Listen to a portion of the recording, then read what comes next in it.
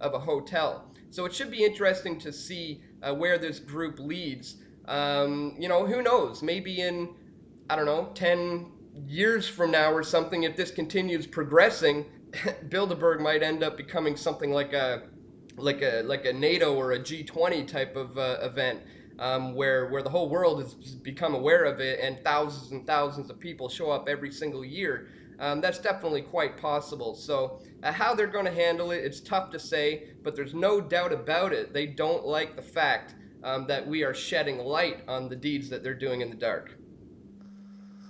Well, indeed, and I'm sure they won't be going on any more nature walks anytime soon because that kind of blew up in their face last year.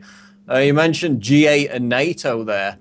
That's a question I wanted to ask. Why do you think the left, the political left, is so reticent to protest against Bilderberg, yet they'll turn out in their thousands to protest G8 and NATO? Is it merely the fact they don't know about it as much, or is there a kind of stigma attached to Bilderberg? That's a good question. You know, I've been fascinated about the various genre aspects of different political ideologies and stuff, but I would have to say it's probably more likely that they're just not aware of it, or don't know the true significance and the actual amount of power and influence that these guys have. I would say it's more so about that. Some of them may have heard the word, but a lot of people, as we saw in the video I put out, will brush this off as conspiracy theory. The moment you bring up words like, you know, behind closed doors, meeting in secret, they start thinking, oh, that's conspiracy stuff. So perhaps I think maybe it's just a case of not enough people knowing the true power that these guys have, the true amount of influence that they have on the world. So again, that's all part of the reason why we need to change that. We need to expose these guys, get out there, get active, bring your video cameras, do everything you can to document this event, to bring it to the attention of people who are going to NATO summits and G8 summits. These people have good intentions. They're getting out in the streets because they know they're getting screwed over. But the key is to wake these people up to the fact that Bilderberg is one of the top, you know, most influential and powerful people who really are controlling things. So that's why we're focusing on this Occupy Bilderberg that Alex called for, which I think is a great idea. That's the problem I think with the Occupy movement, is this concept of, you know, the 99% versus the 1%. 1% being generally your millionaires on Wall Street and so forth. I don't think that's necessarily the problem. I think it's more about the 99.99 against the 0.01, and the 0.01% is certainly groups like the Bilderberg Group. Well, that's the point. I mean, my main issue, my main beef with Occupy Wall Street is the fact that, you know, they're targeting the wrong people. And I mean, it's we've documented the fact that it's been hijacked by the labor unions, by the Obama administration itself, and it's all being directed towards seemingly taxing and trying to reduce the living standards of the middle class. When, as you said, forget the 1%. This is the 0.01% meeting at Bilderberg. And David Swanson, who is a big leftist activist, he exposed the Downing Street memo, came out and basically said, look, forget all the stigma about, you know, birtherism or libertarianism or conspiracies and all that kind of stuff. Get rid of the pejoratives and just focus on the fact that we've got 120 top power brokers out of the entire globe. They admittedly create the consensus that changes policy behind closed doors with no regard for democratic will of the people. And let's just get more people aware of it, and then maybe we can increase the turnout numbers. Final question, Dan, since you're also a subject of the Queen there in Canada, I did a video recently expressing my excitement at the upcoming Diamond Jubilee. So I'm wondering how you're planning to celebrate the fact that we're ruled by inbred German hereditary hobgoblins.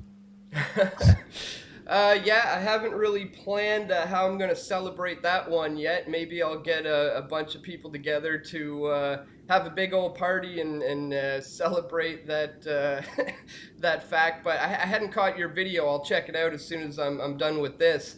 But yeah, no doubt. I mean, a lot of people don't realize that, we are under the rule of the Queen, for the most part. Definitely, we're gonna have to keep an eye on that one. I haven't seen your video, but I'll be checking that out very soon for sure.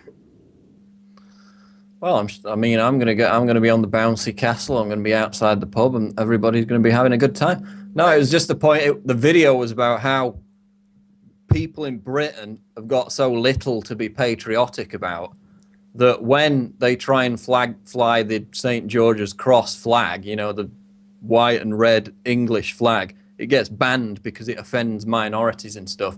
But when it's the Union Jack for a royal wedding or a Diamond Jubilee, you know, encouraged by the establishment, and everything's okay and you can go mad and celebrate. So it's just about how the establishment hijacks patriotism and misdirects it down these alternative routes, when in reality, real patriotism, if you're British, should be about, you know, the Magna Carta, common law, everything that became the foundation of the American Republic. When it's not, it's being misdirected into worshipping Germanic hereditary ruling families. Yeah, What's your yeah, take? yeah, absolutely. Absolutely. Yeah, yeah. Well said. You will bow down and worship the Queen. That's pretty much what it amounts to, isn't it? Yeah, it's a uh, big pageant. yeah. All right, Dan. Well, thanks for your time, and we look forward to seeing your reports. I presume now you're probably going to go. Is that correct? Because you were trying to raise the funds. Yeah. For the last few days, I put up a chip-in widget on my pressfortruth.ca and also pressfortruth.tv, and people have been contributing so that they can help send us to Chantilly, Virginia, to cover this event. So I'm blown away by the amount of support we've been getting. I feel truly blessed and lucky to be getting this kind of support. So it looks like we are going to be attending the Bilderberg conference now. We're nearly 3/4 of our way to reaching our goal. So that's close enough for me now to think that I'm going to go ahead and book the trip. So we'll certainly be there. And for anybody else who is going there, just be sure that you go prepared. Have plenty of battery power for your cameras, plenty of tapes or discs or chips or whatever you record on. You know, bring food and suntan lotion and just Definitely bring the food. yes, absolutely. That's Just one of the main problems being at Bilderberg all day. Nothing to eat. that's exactly it. You don't want to have to leave to Don't want to go. miss anything, do you? You don't want to miss anything. You don't want to have to go get food. So be very prepared to stay there for say 10 hours each day. Battery power, water, food, sunscreen, whatever you need to be outside documenting, filming all day. And to everybody who's planning on going, I hope to see you all there. Okay, Dan Dicks, pressfortruth.tv. We appreciate your time and we look forward to your Bilderberg 2012 reports. Thanks, Dan. Thank you very much. We'll talk to you again soon. Thank you.